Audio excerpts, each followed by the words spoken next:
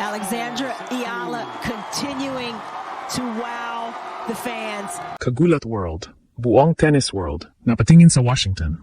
Alexandra Ayala is officially through to the Mubadala DC Open Final matapos niyang gulatin at talunin ang 4-time Grand Slam champion na si Naomi Osaka 6-4, 6-2 sa isang dominanteng semifinal performance na tumagal lamang ng 1 oras at 16 minuto.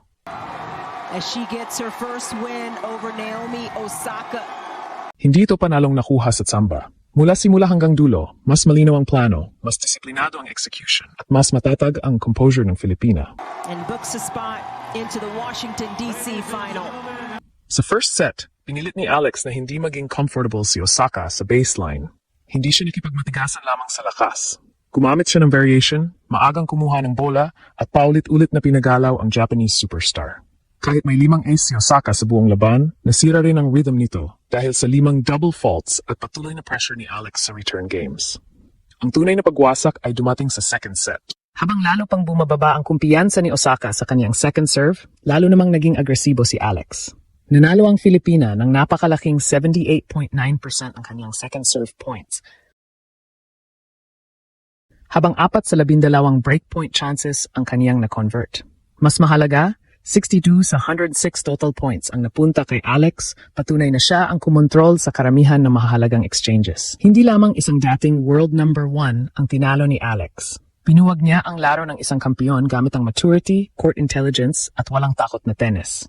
At ngayon, isang panalo na lamang ang pagitan ni Alex at ng pinakamalaking WTA title ng kanyang career. May mga laban man na panalo dahil mas malakas ang isang manlalaro.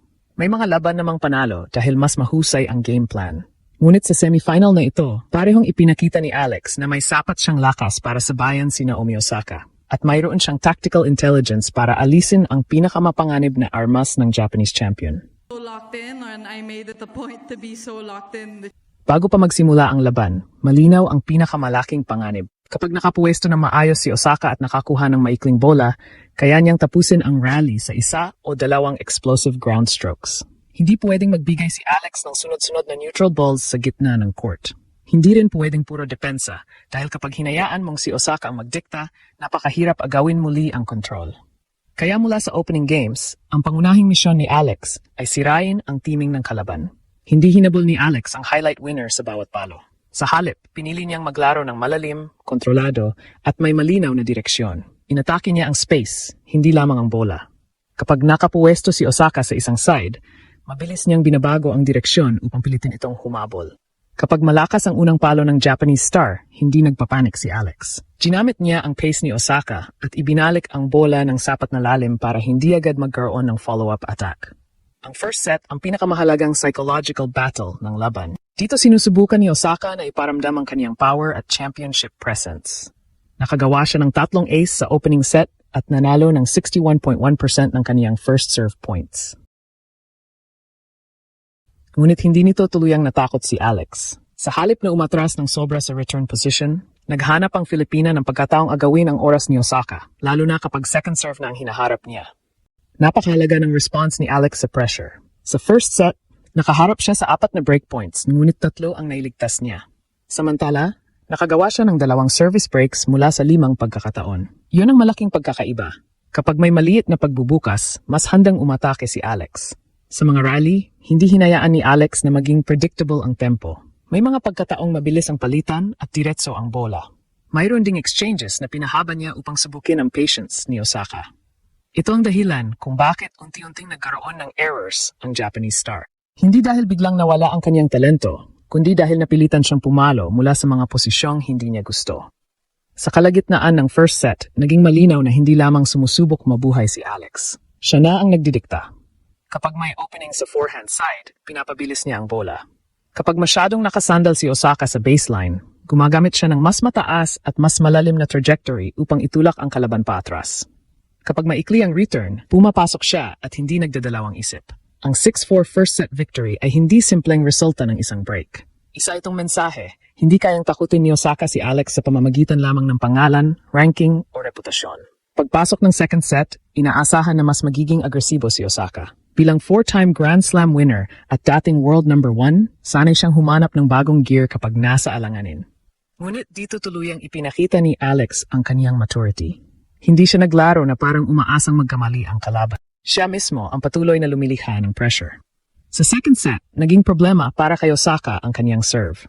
5 double faults ang naitala niya sa set na iyon lamang at bumaba sa 46.7% ang kaniyang first serve percentage. Ibig sabihin, paulit-ulit na nabigyan si Alex ng second serve opportunities. At hindi niya iyon sinayang. Kapag second serve ni Osaka, mabilis na sumusulong si Alex at kinukuha ng maaga ang bola. Ang layunin ay hindi laging gumawa agad ng winner. Ang layunin ay ilagay si Osaka sa depensa mula sa unang shot ng rally. Kapag mahina ang serve, malalim ang return. Kapag maikli ang sagot, saka pumapasok ang finishing shot. 2 beses na nabasag ni Alex ang serve ni Osaka sa second set, habang hindi man lamang nakakuha ng breakpoint opportunity ang Japanese star laban sa serve ng Filipina. Iyon marahil ang pinakamalinaw na sukatan ng domination sa huling bahagi ng laban. Mas lalong naging impressive ang serving performance ni Alex. Nanalo siya ng 83.3% ng kaniyang first serve points at 67% ng kaniyang second serve points sa second set. Walang breakpoint na kinilangang iligtas dahil hindi nakagawa si Osaka ng sapat na pressure sa kaniyang service games. Habang papalapit sa finish line, walang bakas ng panic kay Alex. Walang pagmamadali. Walang pag-atras. Hindi niya pinrotektahan lamang ang lamang. Patuloy niyang inatake ang pagkakataon. Sa match point, ang pakiramdam ay hindi na kung makakabalik pa si Osaka. Ang tanong ay kung kailan tuluyang isasara ni Alex ang laban. At nang matapos ito sa 6-4, 6-2, hindi lamang finalist ang lumabas sa court. Isang bagong major force sa women's tennis ang muling nagpakilala sa buong mundo. Ang pinakamalaking dahilan ng panalo ni Alex ay hindi lamang consistency.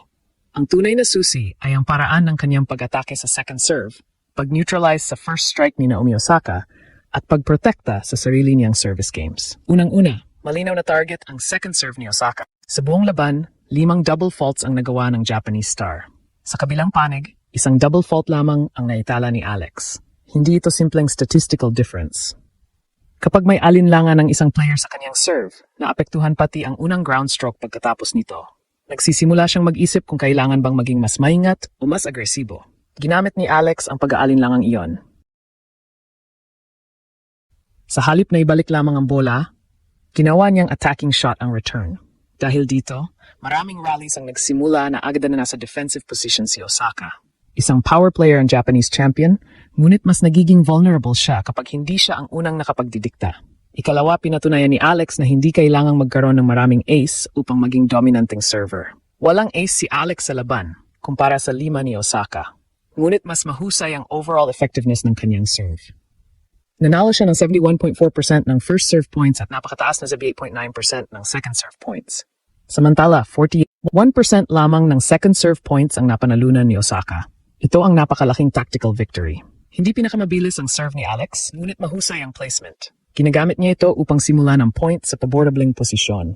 Hindi niya kailangang gumawa ng service winner. Sapat na mahirapan si Osaka na umatake agad. Pagkatapos, handa si Alex sa susunod na bola.